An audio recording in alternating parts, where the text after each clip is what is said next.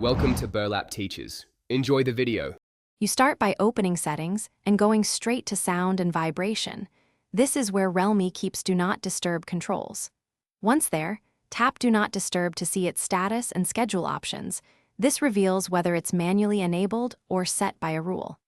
Make sure to glance at the Control Center quick toggles too, because sometimes Do Not Disturb is flipped on from there. If you find a toggle enabled, you can turn it off immediately. This stops silencing calls and notifications. Once done with the main switch, you need to inspect schedules and exceptions because automatic rules often re-enable Do Not Disturb. You should tap Schedules, then disable or delete any time-based rules. This prevents later activation. Next, open exceptions to understand why some alerts still get blocked. Adjust allowed contacts, alarms, and apps so important notifications come through.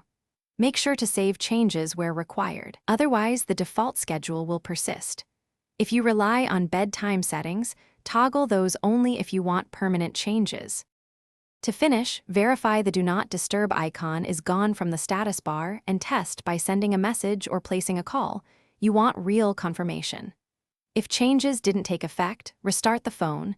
Sometimes system UI needs a refresh. If restarting fails, reset sound and vibration settings to defaults, which clears misconfigured rules. One troubleshooting tip: if DND returns, inspect scheduled app profiles and third-party focus apps. Uninstall or disable them to stop automatic reactivation, then retest immediately. Thanks for watching. Consider subscribing if this video helped you.